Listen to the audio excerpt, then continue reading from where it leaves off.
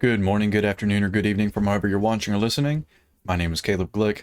I'm a certified paralegal here in the great state of Texas with the Calhoun School of Law to bring you a lot of information plenty of bad folks would rather not have. Today we're just going to be providing another installation into our The Federalist Papers series, and of course it's important to know this information because, as late and great Justice Antonin Scalia detailed, it's very important to know publications like these and the Anti-Federalist Papers because they help you better understand and supplement your understanding of the U.S. Constitution. And of course, understanding the U.S. Constitution is pivotal in defending against or combating the ever-growing hostile lawfare state. We'll be getting on to number 8, but before we do, I'm excited to announce I've published my first novel titled Lawfare, Abolish the American Bar Association. If you're curious about the foundational reasons for the Calhoun School of Law, as well as who this deep state actually is, go ahead and pick up a copy of your own because it details in great detail. Great dictionary you got there, Caleb. How the titular organization, the American Bar Association, best fits the title of deep state rather than these other agencies and entities that we tend to give that title to. So if you'd like to have either of those questions answered, pick up a copy off of Amazon. It's available in digital, paperback, or hardcover. Okay, without further ado, let's get back to the Federalist Papers. So this digital copy that I'm going to be using for this series is provided by the Federalist Papers Project.org. There are many sources from which you can get this. I would recommend also having a paper copy as well, and there are multiple institutions that provide copies of this. Just because, like I was saying earlier, it's really good to have this information on hand to cite to refer to in case there are sections of the U.S. Constitution that you find difficult to understand. These in tandem, the Federalist Papers in tandem with the Anti-Federalist Papers, really help clarify exactly what the founders were proposing and set forth in the U.S. Constitution and in the Articles of the Confederation.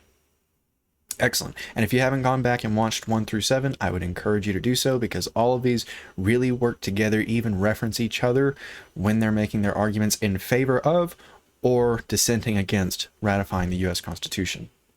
So this one is going to be authored by Mr. Alexander Hamilton, Federalist Paper number 8, Consequences of Hostilities Between the States.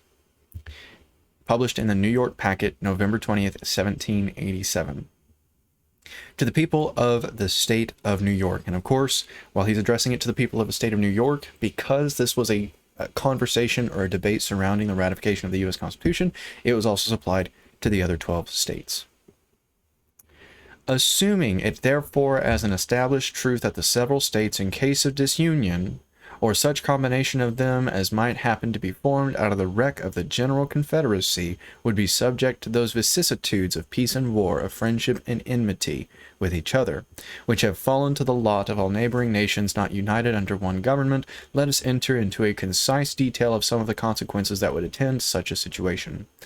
War between the states, in the first period of their separate existence, would be accompanied with much greater distresses than it commonly is in those countries where regular military establishments have long obtained. The disciplined armies always kept on foot on the continent of Europe, though they bear a malignant aspect to liberty and economy, have, notwithstanding, been productive of the signal advantage of rendering sudden conquests impracticable, and of preventing that rapid desolation which used to mark the progress of war prior to their introduction. The art of fortification has contributed to the same ends. The nations of Europe are encircled with chains of fortified places which mutually obstruct invasion. Campaigns are wasted in reducing two or three frontier garrisons to gain admittance into an enemy's country. Similar impediments occur at every step to exhaust the strength and delay the progress of an invader. Formerly, an invading army would penetrate into the heart of a neighboring country almost as soon as intelligence of its approach could be received. But now, a comparatively small force of disciplined troops acting on the defensive with the aid of posts is able to impede and finally to frustrate the enterprises of one much more considerable. The history of war in that quarter of the globe is no longer a history of nations subdued and empires overturned, but of towns taken and retaken, of battles that decide nothing, of retreats more beneficial than victories, of much effort and little acquisition. And I've said this in a couple of the previous lectures. If you prefer the format I was doing in the original, I think, 3 or 4 installments to this series where I provide kind of context, historical arguments, interject more frequently. If you prefer that format, go ahead and post about it in the comments. I really want to, the reason I should say it this way.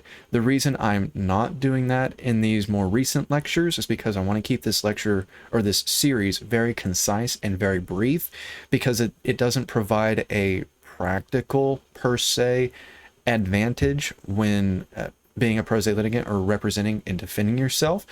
It's just very beneficial supplementary information that better helps you understand the tool that you will be using when defending against or combating that hostile lawfare state that will come to harass you, your family, or your property. So if you prefer me to interject more often, please post about that and request it in the comments. Otherwise, I like to keep it brief and concise so that way you get the supplementary information, but I'm also not boring you with dredging through a long list. I think there's 85, a long list of these publications. So let's continue. That wasn't Hamilton speaking, that was Caleb. Now we're going back to Hamilton. So this is from Hamilton. In this country, the scene would be altogether reversed. The jealousy of military establishments would postpone them as long as possible. The want of fortifications leaving the frontiers of one state open to another would facilitate inroads. The populous states would, with little difficulty, overrun their less populous neighbors.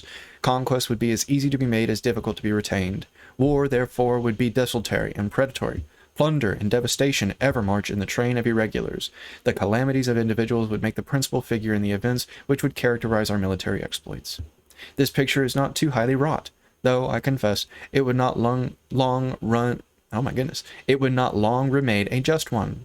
Safety from external danger is the most powerful director of national conduct.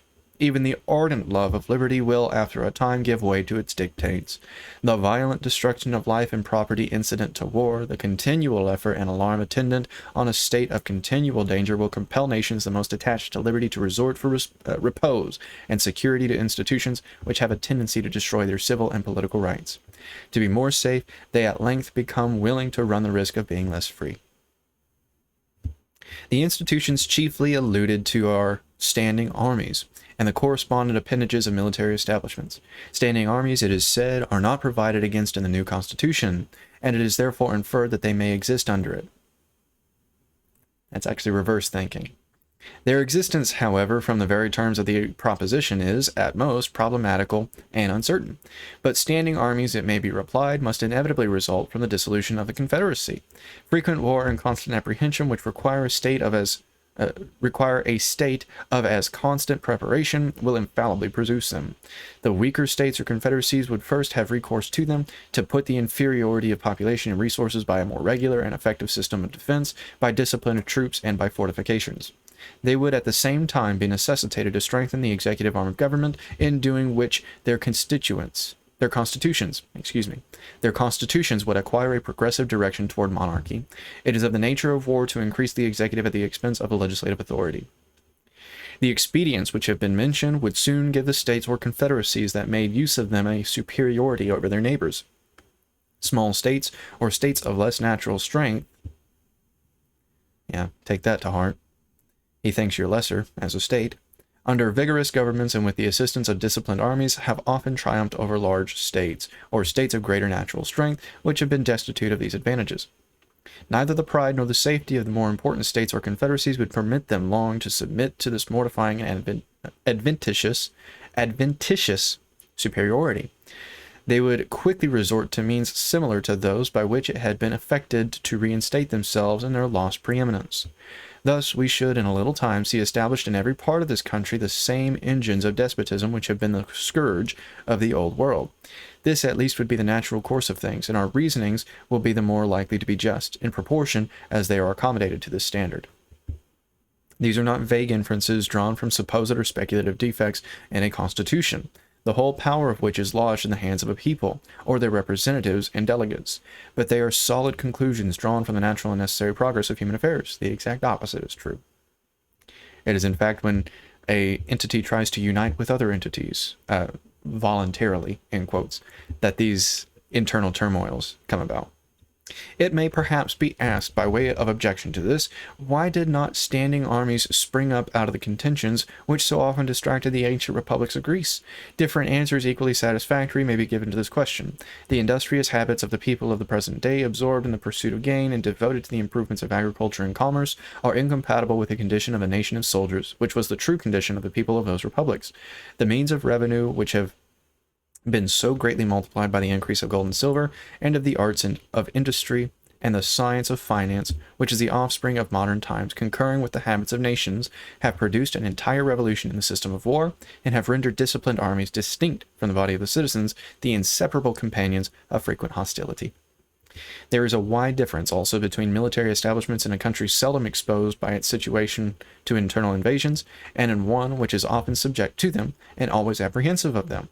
The rulers of the former can have a good pretext, if they are even so inclined, to keep on foot armies so numerous as must of necessity be maintained in the latter. These armies being in the first case rarely, if at all, called into activity for inferior defense, the people are in no danger of being broken to military subordination. Not true. The laws are not accustomed to relaxations in favor of military exigencies. The civil state remains in full vigor, neither corrupted nor confounded with the principles or propensities of the other state. The smallness of the army renders the natural strength of the community an overmatch for it. Think you predicted that correctly? And the citizens not habituated to look up to the military power for protection or to submit to its oppressions, neither love nor fear the soldiery. They view them with a spirit of jealous acquiescence in a necessary evil, and stand ready to resist a power which they suppose may be exerted to the prejudice of their rights. So it sounds like even Hamilton wouldn't have been in favor of saying, oh, those are military firearms. Only the military and soldiers can use that. Well, no, because it says here, even Hamilton, the most loyalist of the founders, is saying, actually, if the standing army, which even though the Constitution doesn't provide for, anyway, even if the standing army were to rise up against it, the power of the citizenry would be too strong, too wide, too vast for the army to have any chance against the citizenry, to oppress them. So kind of like what Joe Biden said. How are you going to fight the government if you don't have F-15s? Hamilton here is saying you should be able to have F-15s in case, in the circumstance that a standing army tries to oppress you, your power is to be equal to, if not superior, than that army trying to oppress you. Anyhow, the army under such circumstances may usefully aid the magistrate to suppress a small faction, or an occasional mob, or insurrection, but it will be unable to enforce encroachments against the united efforts of the great body of the people. Highlight that. In a country in the predicament last described, the contrary of all this happens. The perpetual menacings of danger oblige the government to be always prepared to repel it. Its armies must be numerous enough for instant defense. The continual necessity for their services enhances the importance of the soldier and proportionally degrades the condition of the citizen.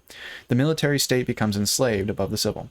The inhabitants of territories often the theater of war are unavoidably subjected to frequent infringements on their rights, which serve to weaken their sense of those rights. And by degrees, the people are brought to consider the soldiery not only as their protectors, but as their superiors. The transition from this disposition to that of considering them masters is neither remote nor difficult, but it is very difficult to prevail upon a people under such impressions to make a bold or effectual resistance to usurpation supported by the military power. The kingdom of Great Britain falls within the first description. An insular situation and a powerful marine guarding it in a great measure against the possibility of foreign invasion supersede the necessity of a numerous army within the kingdom. A sufficient force to make head against a sudden descent till the militia could have time to rally in a body is all that has been deemed requisite. No motive of natural policy has demanded, nor would public opinion have tolerated a larger number of troops upon its domestic establishment. There has been for a long time past little room for the operation of the other causes, which have been enumerated as the consequences of internal war. This peculiar felicity of situation has in a great degree contributed to preserve the liberty which that country to this day enjoys in spite of the prevalent venality and corruption. If, on the contrary, Britain had been situated on the continent and had been compelled, as she would have been by that situation, to make her military establishments at home coextensive with those of the other great powers of Europe, she, like them, would in all probability be, at this day, a victim to the absolute power of a single man. It is possible, though not easy, that the people of the island may be enslaved from other causes, but it cannot be by the prowess of an army so inconsiderable as that which has been usually kept up within the kingdom. If we are wise enough to preserve the union, not country, not nation, no, those three words are not synonyms, nation and country are, same thing with state, but you cannot have a union and a country. You cannot have a union and a nation. You cannot have a union and a state, which is why it's the United States, plural, instead of United State. It's a union, not a country. We may for ages enjoy an advantage similar to that of an insulated situation. Europe is at a great distance from us. Her colonies in our vicinity will be likely to continue too much disproportioned in strength to be able to give us any dangerous annoyance. Extensive military establishments cannot, in this position, be necessary to our security. But if we should be disunited and the integral parts should either remain separated or, which is most probable, should be thrown together into 2 or 3 confederacies, we should be, in a short course of time, in the predicament of the continental powers of Europe. Our liberties would be a prey to the means of defending ourselves against the ambition and jealousy of each other. Again, the opposite is true. This is an idea not superficial or futile. Yes, it is, but solid and weighty. Not at all. It deserves the most serious and mature consideration of every prudent and honest man of whatever party. That's agreeable. If such men will make a firm and solemn pause and meditate dispassionately on the importance of this interesting idea, if they will contemplate it in all its attitudes and trace it to all its consequences, they will not hesitate to part with trivial objections to a constitution. Oh, yes, they will. And they're not trivial objections. They are legitimate ones. The rejection of which would in all probability put a final period to the Union.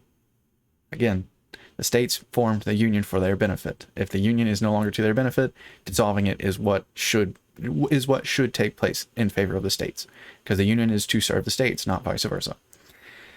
The airy phantoms that flit before the distempered imaginations of some of its adversaries would quickly give place to the more substantial forms of dangers, real, certain, and formidable. Excellent. So let's go ahead and wrap it up on number 8 so that we can get to number 9. If you have any questions about the content that Mr. Hamilton was talking about, if you would like further articulation as to how actually uniting together and unifying throughout history has proven to be the one causing internal and domestic turmoil, go ahead and post about that in the comments. I have plenty of examples. The only reason I don't give them here is, of course, to keep this concise and to save you time. I know your time is precious, so I hope to capture it and spend it very, very wisely. Once again, if you have any questions about what we went over today in Federalist number 8 from Mr. Hamilton, post about those in the comments. If you have any topics you'd like me to cover in a future lecture, go ahead and post those in the comments, because, as I like to say in every lecture, the entire purpose for the Calhoun School of Law and these lectures being posted for free on rumble.com is your benefit. And I would rather serve that purpose exceptionally than insufficiently, because, ladies and gentlemen, it's not a matter of if, but when this ever-growing hostile lawfare state comes to harass you, your family, or your property, I want you to be very well learned, very well capable, and very well equipped to defend yourself or even combat that lawfare state before it can get to you. I want you to be able to defend yourself against any barrages they levy. So, last time, promise, if you have any questions about this topic, or you have a topic you would like me to cover in a future lecture, please post about it in the comments. All right, so my name is Caleb Glick. I'm a certified paralegal here in the great state of Texas with the Calhoun School of Law, giving you a lot of information that plenty of bad folks would rather you not have. Just remember, as we go through this series, if you haven't watched the previous lectures, go ahead and revisit those, but that the reason this is beneficial is because it's going to supplement your understanding of the U.S. Constitution, and understanding that is going to be absolutely imperative to defending yourself, again, against that ever-growing hostile lawfare state. I hope you enjoyed this lecture. Regardless of the next lecture's topic, it'll probably be another Federalist paper installment. I will do my best to make it as entertaining and informative as this one, if not more so, because once again, these lectures are for your benefit. I hope you all have a wonderful day, and until that next lecture, regardless of the topic, I bid you all farewell.